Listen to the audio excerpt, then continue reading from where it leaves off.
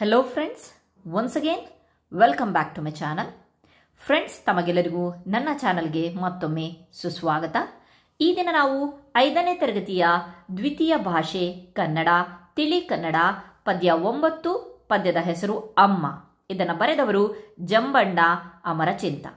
Friends, today we are going to learn the poem from the 5th standard second language Kannada. The poem name is Amma, which is written by Jambanna Amarachinta. Let's start. Here you can see the picture of mother.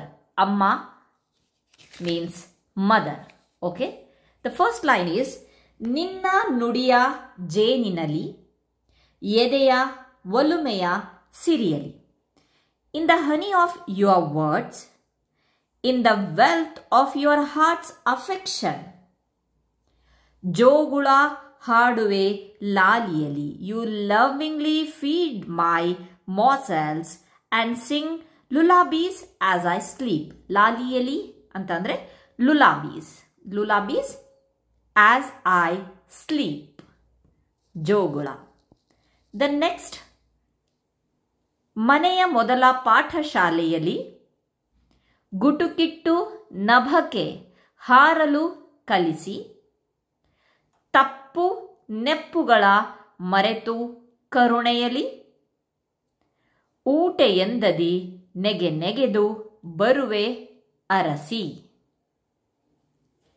It means in the first school of the home, you teach me to take small steps and soar to the sky. Nabha means sky.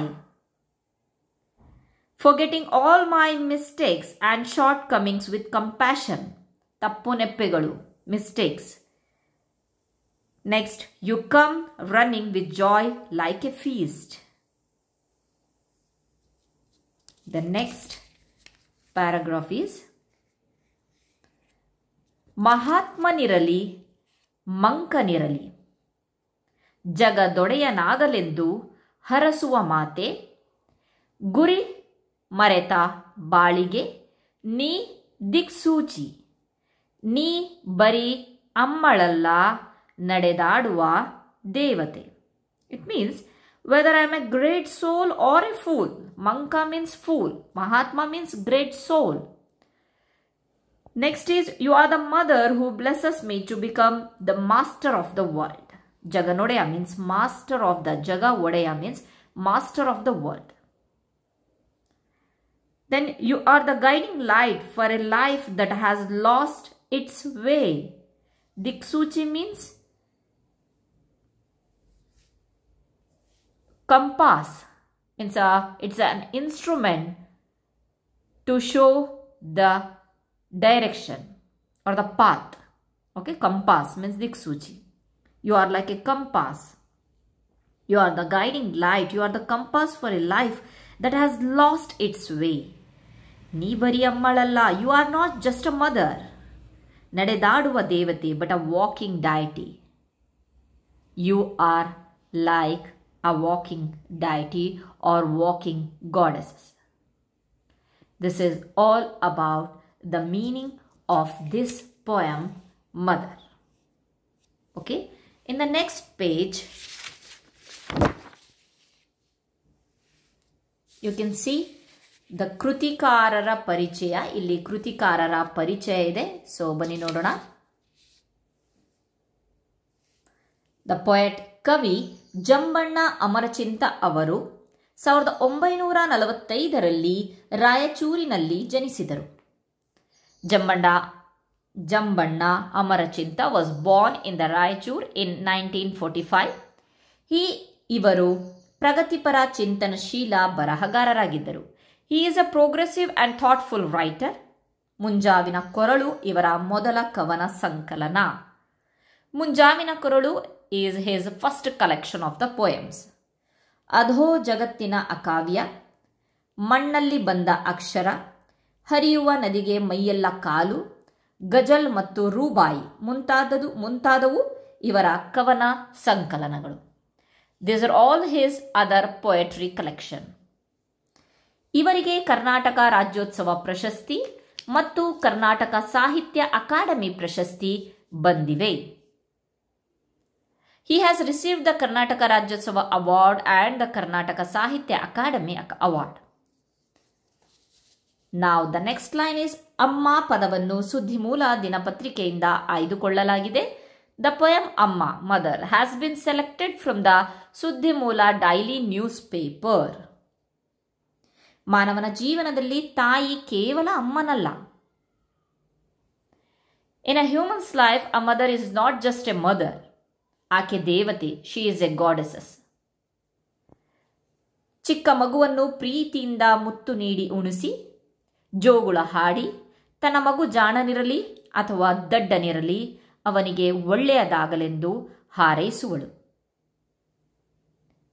It means she lovingly kisses and feeds her small child, sings lullabies and wishes well for her child, whether her child is intelligent or not. ಅಷ್ಟೇ ಅಲ್ಲ, ಜೀವನದ ಗುರಿಯ ಕಡೆಗೆ ಕರೆದೊಯ್ಯುವ ದಿಕ್ಸೂಚಿಯಂತೆ ಇರುವಳು. Not only that, she is like a compass guiding towards life's goal. Compass. ಇಂತಹ ತಾಯಿಯನ್ನು ಬರೀ ಅಮ್ಮ ಅಲ್ಲ, ನಡೆದಾಡುವ ದೇವತೆ ಎಂದಿದ್ದಾರೆ ಕವಿಗಳು.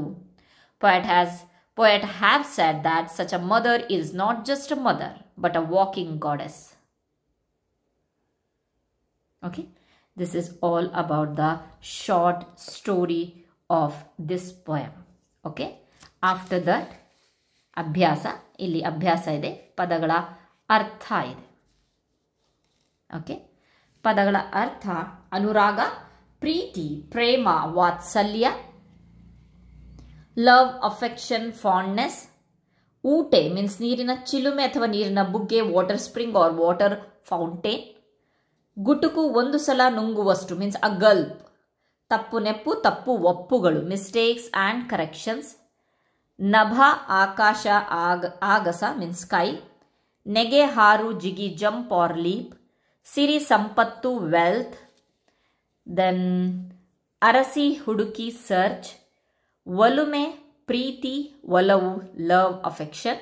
ಜಗದೊಡೆಯ ಮೀನ್ಸ್ ಪರಮಾತ್ಮ, ಲಾರ್ಡ್. ದಿಕ್ಸೂಚಿ, ದಿಕ್ಕನ್ನು ತಿಳಿಸುವ ಯಂತ್ರ, ಕಂಪಾಸ್. ನುಡಿ, ಮಾತು, ಸ್ಪೀಚ್. ಮಾತೆ, ತಾಯಿ, ಅಮ್ಮ, ಮದರ್. ಹರಸು, ಆಶೀರ್ವದಿಸು, bless. Okay, after that in the next video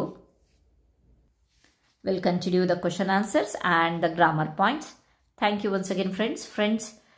ಈ ಒಂದು ಸಣ್ಣ ಪ್ರಯತ್ನ ಕನ್ನಡದ ಒಂದು ಪದ್ಯವನ್ನು ಈಸಿ ಆಗೋಕ್ಕೆ, ಕೆಲವೊಬ್ಬರು ಇಂಗ್ಲೀಷ್ ಮೀಡಿಯಮಲ್ಲಿರ್ತಾರೆ ಅಥವಾ ಕೆಲವೊಬ್ಬರು ದ್ವಿತೀಯ ಭಾಷೆ ಕನ್ನಡವನ್ನು ತೊಗೊಂಡಿರ್ತಾರೆ.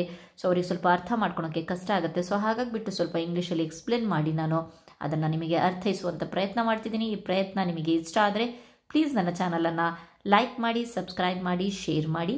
Thank you so much.